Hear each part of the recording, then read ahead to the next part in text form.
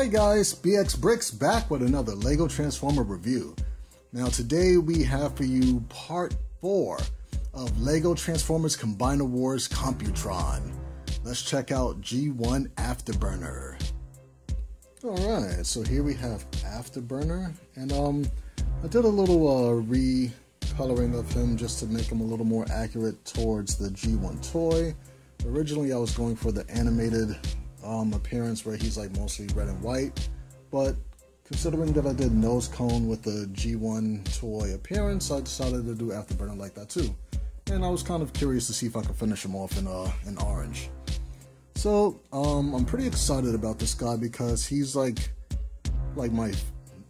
I consider him my second motorcycle type of design after Burnout, only because Burnout version 2 was, version 2 of one design. So as you can see, it rolls really well. I included a little kickstand right there. Let's get into transformation. Yes. So let's zoom out a little bit. Now this is somewhat of a difficult transformation, but pretty sure you guys can bear with me. But what we're going to do first is pull out the arms. Like so. Just put these out to the side. The next thing that I would like to do is try to get these feet out without them completely breaking or anything. So let's see, this has to flip around that way. Kind of flip out this little piece right there. Move this so you guys can see. Probably fold this down this way. Little kickstand. See if I can get it to cooperate, and it looks like it will. Alright, success. Let's see if we can get the other side. Make sure you guys can focus right there.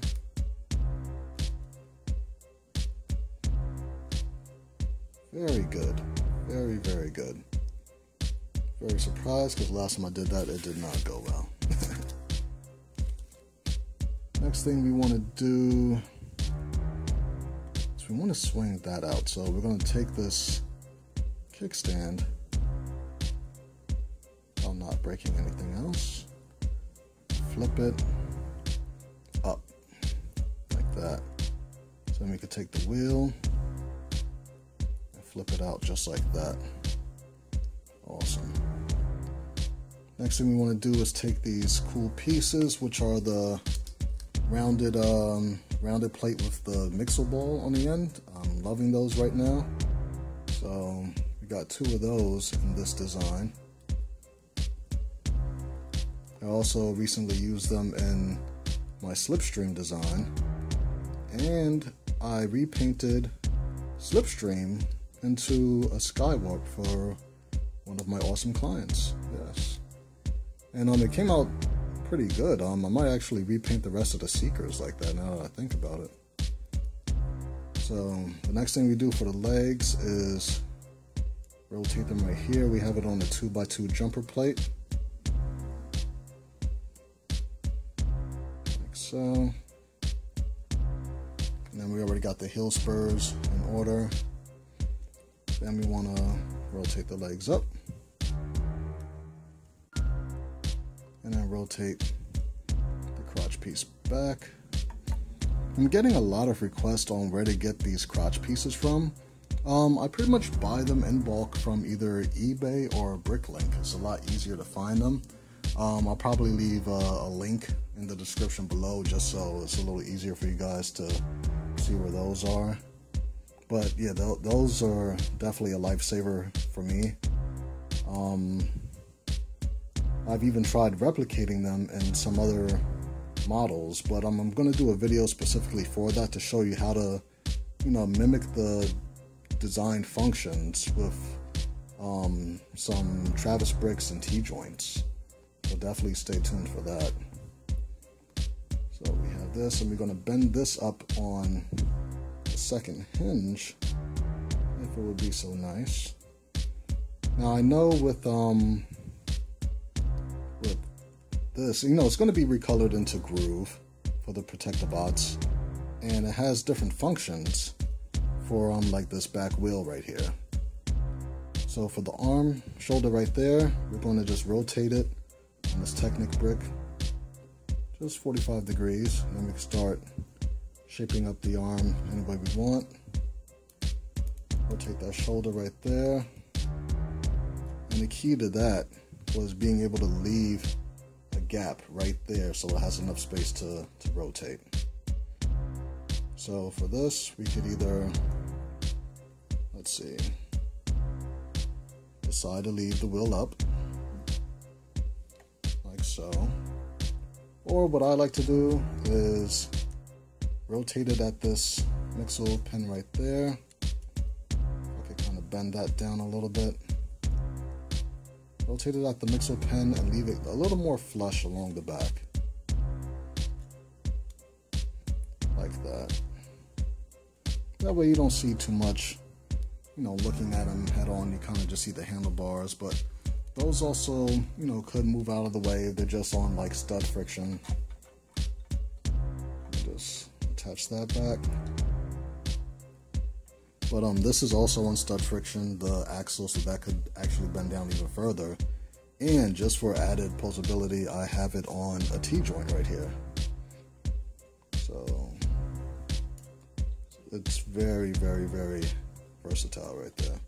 So it's a little more flush on the back. I like it in that design. I know traditionally with Computron, he'll probably have the wheel pointing up, but I mean, that'll be like for the arm design, which I forgot to do before a robot design. I was just so eager to see if the transformation would work. But there he is in robot mode. Let's zoom in, shaking the camera a little bit, so we can give him a spin in robot mode. I think this came out pretty nice and orange.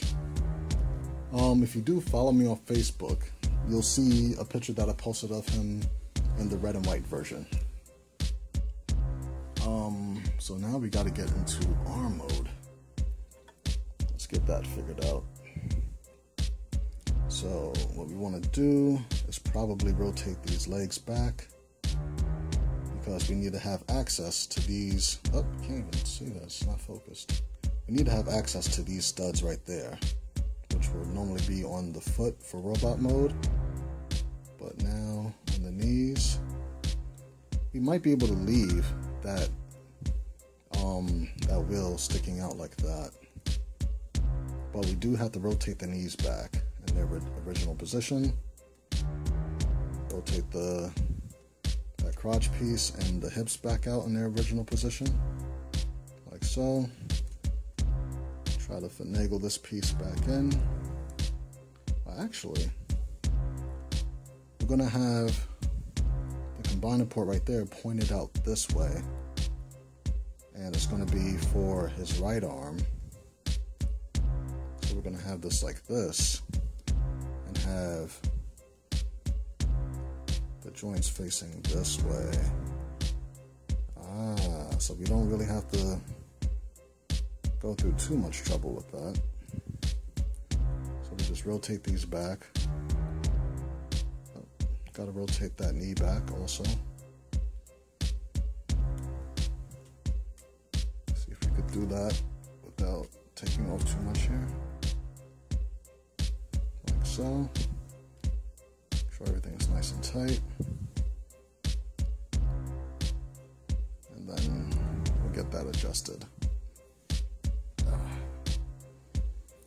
So what we do to get that adjusted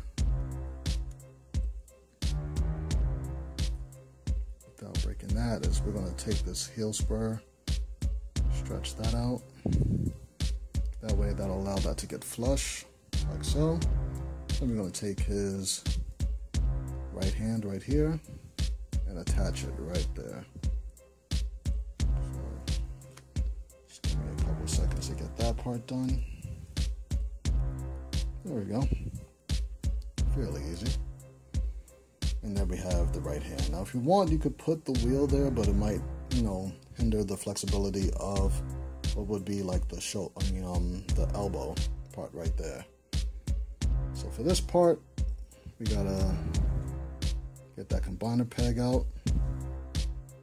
Kind of just wiggle that out. Let me zoom out for you guys so you can see everything. And for that, let's see. I do kind of want to keep the arms out. It's not really necessary because once you fold it back, it might get in the way of that. So let's just rotate the centerpiece out. And as you can see, the chest piece is a lot thinner than on a lot of my combiners. It's only one brick or one stud wide versus most of the combiners, which are 2 studs out. So we just rotate that, retighten, and there we have the connector port for the right arm there. Now with this, you could either rotate them back, these arms right here, just to kind of get them out the way. Then we're going to rotate this head upward, help fold that in, and then rotate at the mixel right here. Just like this. Oh, this plate keeps coming off. And that keeps coming off also.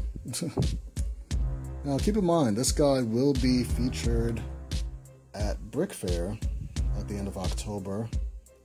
So if you do want to come by and check him out, he will be there along with my special combiner that I'm building just for Brick Fair. And there we have him in his right arm mode. Looks pretty good. Like I said, you can still rotate this wheel in like that. It shouldn't hinder the elbow but too much. And it still bends. All you have to do is kind of like take this crotch piece and bend it up this way, and then it'll allow him a little more flexibility. So, setting that off to the side. Well, let's get him back into robot mode. Bam! Back in robot mode. Let's fix this little heel spurs. And there we go. Maybe zoom in again a little bit. Nice. So, this is BX Brix thanking you guys again for watching these videos. Definitely want to give a shout out to all you guys out there subscribing. I'm noticing the numbers are they're growing pretty fast. I'm like, wow. Makes it all worth it to be able to bring you guys more Legos, more Transformers, more cool things on the way. So definitely make sure you stay tuned for part 5, which might be coming out pretty soon, because I had to come out with this video a few days ago and things just got crazy, but you know, I got a ton of videos for you guys. So stay tuned, and I'll see you guys next time. Peace.